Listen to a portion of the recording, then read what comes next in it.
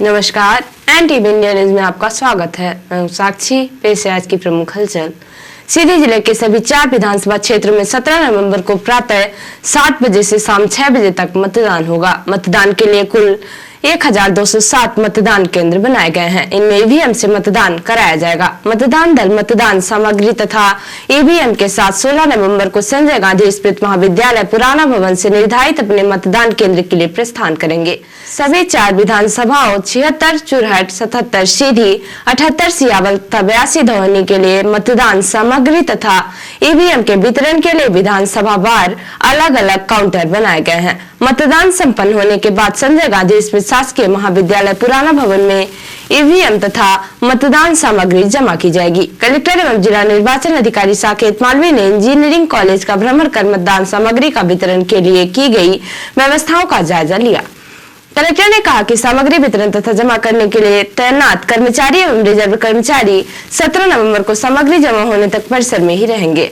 Collector ने अधिकारियों के साथ सभी 4 विधानसभा क्षेत्रों में सामग्री वितरण के लिए की गई व्यवस्थाओं का जायजा लिया। कलेक्टर ने वाहनों की पार्किंग, अधिकारियों कर्मचारियों के लिए भोजन व्यवस्था के संबंध में निर्देश दिए। कलेक्टर ने कहा कि सभी सेक्टर ऑफिसर अपने मतदान दलों के साथ यहां से रवाना होंगे तथा मतदान दलों के मतदान केंद्रों में पहुंचने की रिपोर्ट भेजेंगे। मतदान दल सामग्री प्राप्त करने के बाद चेक लिस्ट के साथ उसका मिलान करके यहां से रवाना होंगे। सभी रिटर्निंग ऑफिसर तथा जनपद पंचायत के मुख्य कार्यपालन अधिकारी मतदान केंद्रों में मतदान दलों के ठहरने, भोजन, साफ सफाई, पानी आदि की व्यवस्था सुनिश्चित करें। प्रत्येक मतदान केंद्र में एक स्थानीय कर्मचारी मतदान दलों के सहयोग के लिए उपस्थित रहें।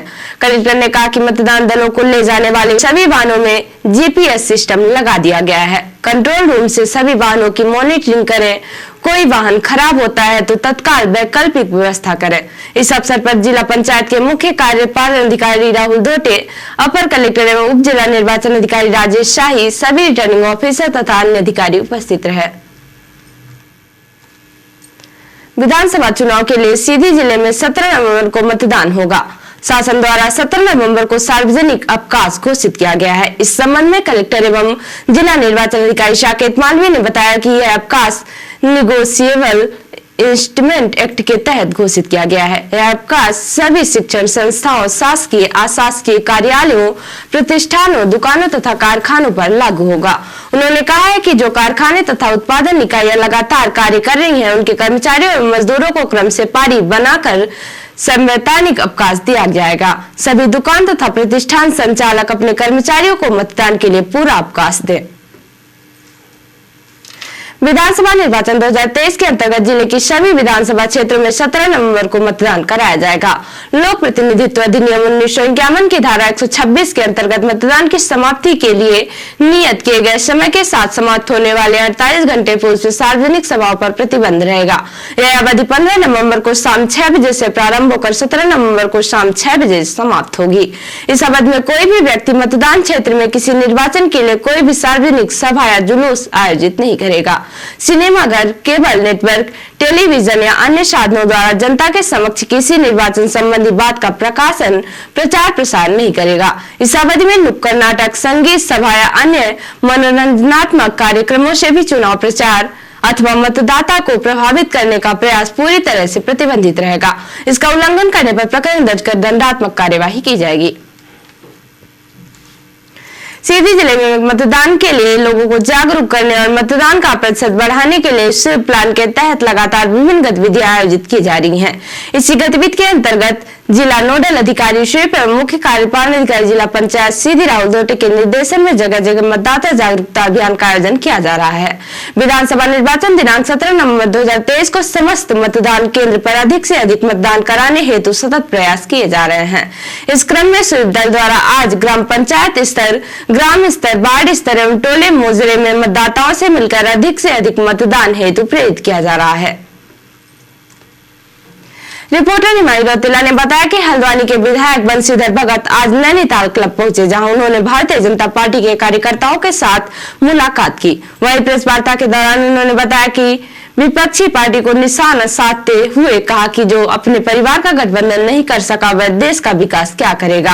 आने वाले 2024 के चुनाव में फिर से जनता भाजपा को जिताएगी। प्रेस वार्ता के दौरान एनटीवी इंडिया न्यूज की रिपोर्टर हिमांशु रौतेला ने विधायक बंशीधर भगत से उनकी विकास योजनाओं के संबंध में सवाल उठाए, जिसका जवाब देते हुए विधायक बंशीधर भगत ने कहा कि युवाओं के लिए हम कई योजनाएं लाएंगे। इसके साथ ही उन्होंने अन्य सवालों के भी जवाब दिए। 2024 में आपकी क्या योजना है युवाओं के लिए? 2024 नहीं बल्कि हमारी हमेशा युवाओं के लिए यही बात रहती है कि वो स्वावलंबी बने, अपने स्वरोजगार की ओर ज्यादा ध्यान दें, सरकारी नौकरियों पर ही आधारित न रहे। ठीक है, जिनको सरकारी नौकरियों में जाना होगा वो भी जाएंगे, लेकिन आजकल प्रधानमंत्री जी ने स्वरोजगार के लिए बहुत सी चीजें दी, उस पर भी ध्यान दें। और 2024 युवा ही नहीं, वृद्ध, महिला, पुरुष,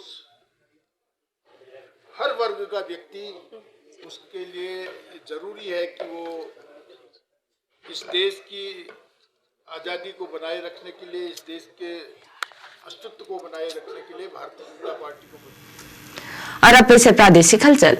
भोपाल की सभा में खड़गे बोले 1 मिनट में भाषण खत्म नहीं होगा, चाहे जेल भेजो। प्रियंका बोली सिंधिया ने पेट में छुरा घोंपा। दतिया में कहा मोदी ने गद्दारों को पार्टी में लिया। चुनाव आयोग ने मध्य प्रदेश में सरकारी कर्मचारियों को 4% डीए देने की अनुमति नहीं दी। और ग्वालियर एयरपोर्ट की निर्माणाधीन बिल्डिंग में केमिकल सिलेंडर फटा, 2 मजदूर झुलसे।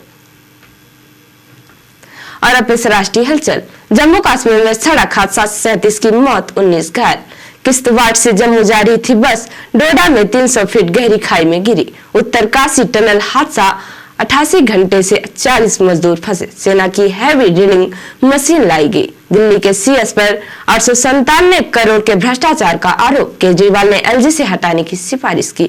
और खड़गे बोले एमपी में मोदी लड़ रहे चुनाव, उन्होंने चौहान को बाजू में रखा, सिंधिया की कोई कीमत ही नहीं रही।